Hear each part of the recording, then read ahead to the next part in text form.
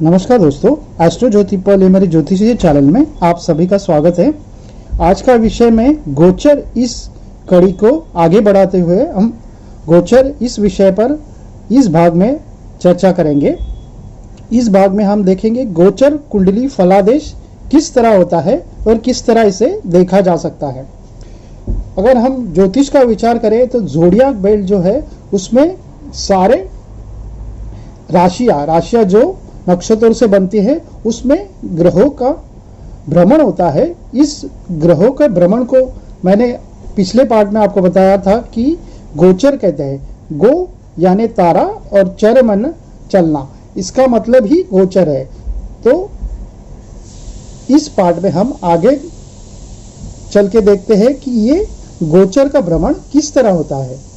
हमने यह तो जाना कि तारे एक जगह में फिक्स है, इसलिए उन्हें नक्षत्र कहते हैं जो अपने स्थान से नहीं हिलते, और ग्रह इन तारों के ऊपर भ्रमण कर रहे हैं और इस भ्रमण काल को ही गोचर कहते हैं। ये गोचर 12 राशियों में या 27 नक्षत्रों में चलते चलते हो जाता है और ये मेष राशि या अश्विनी नक्षत्र से चल के फिर से वापस हर ग्रह 12 राशियों को भ्रमण करते वापस अश्विनी में आ जाते हैं और फिर से वो भ्रमण चालू होता है। इस भ्रमण को ही, ज़ोडियाक के भ्रमण को ही गोचर कहते हैं। और इस गोचर कुंडली का फलादेश करने के लिए कुछ बिंदुओं का और ग्रहों का हमें ध्यान रखना चाहिए। वो बिंदु और के बारे में मैं आपको बताऊंगा इस एपिसोड में। अब हम विभिन्न ग्रहों के जो नवग्रह हैं उनके गोचर के भ्रमण के बारे में मालूमात लेते हैं। जैसे सूर्य, शुक्र और बुध, इन तीनों का एक राशियों में भ्रमण काल एक मास या एक महीने का होता है। सूर्य का 30 दिन और शुक्र का 28 या 29 दिन और बुध का लगभग 27 या 28 दिन भ्रमण काल एक राशि में होता है। उसके बाद वो दूसरी राशि में चला जाता है। चंद्र का भ्रमण काल सबसे कम होता है। चंद्र का भ्रमण काल 2.25 दिन का एक राशि में होता है। मंगल का भ्रमण काल एक राशि में 57 दिन का होता है। गुरु का भ्रमण काल 1 वर्ष का होता है। राहु केतु का भ्रमण काल लगभग 1.5 वर्ष का होता है, 1 साल में। और राहु और केतु, ये नोट कर लीजिए कि ये राहु और केतु उल्टी गिनते चलते हैं, मतलब राशियों से उल्टी भ्रमण इनका होता है। शनि का भ्रमण काल 2.5 वर्ष का होता है। इस तरह आपने देखा कि सूर्य से लेकर सूर्यादि 9 ग्रह जो है उनका भ्रमण काल इस प्रकार होता है। अब हम जानेंगे कि विभिन्न ग्रह किन किन जगहों पर शुभ फल देते हैं और किन जगहों पर अशुभ फल देते हैं। जैसे सूर्य जन्मकालीन राशि से, मतलब जन्मकालीन राशि आपको देखना होगी कि आपकी जन्म राशि क्या है। मतलब जन्म राशि आपकी, चंद्र जिस राशि में है उस राशि को जन्मकालीन राशि मानी जाती है।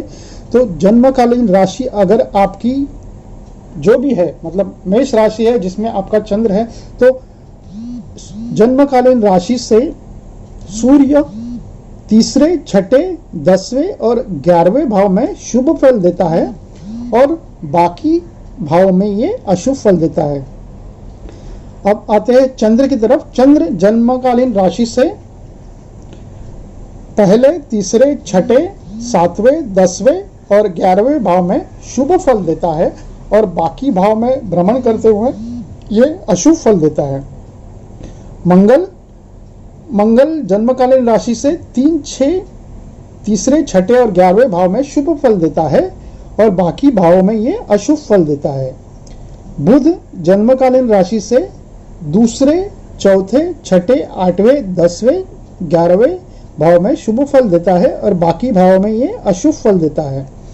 गुरु का अगर हम गोचर का विचार करें तो गुरु जन्मकालीन राशि से 2, 5वें, 7वें, 9वें और 11वें भाव में शुभ फल देता है और ऐसा माना गया है कि बाकी भावों में गुरु अशुभ फल देता है।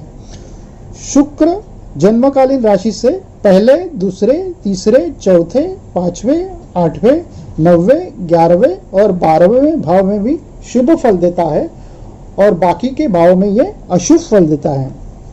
शनि का विचार करें, शनि जन्मकालीन राशि से तीसरे, छठे और 11वें भाव में शुभ फल देता है, ऐसा शास्त्र कहता है, और बाकी भाव में ये अशुभ फल देता है। अब हम राहु और केतु के बारे में विचार करेंगे। राहु जन्मकालीन राशि से मतलब जन्म चंद्र से तीसरे, छठे और 11वें भाव में शुभ फल देता है और बाकी भाव में अशुभ फल देता है। केतु शास्त्र कहता है कि जन्मकालीन राशि से पहले, दूसरे, तीसरे, चौथे, 5वें, 7वें, 9वें और 11वें भाव में शुभ फल देता है और बाकी के भाव में अशुभ फल देता है। इसका हम विचार करें तो अगर हम देखेंगे, एक एग्जाम्पल ले तो मंगल अगर जन्म चंद्र से तीसरे भाव में शुभ फल देगा, मगर अगर मंगल से 7वें भाव में, मगर गोचर में अगर तीसरे से 7वें भाव में मतलब 9वें भाव में अगर कोई ग्रह हो तो इस ग्रह का वेद मंगल को लगता है। तो ऐसा माना गया है ज्योतिष शास्त्र में कि मंगल तीसरे स्थान में होके भी अगर उसको 7वें स्थान के ग्रह जो भी हो उसका वेद लग गया तो वो शुभ फल नहीं देता।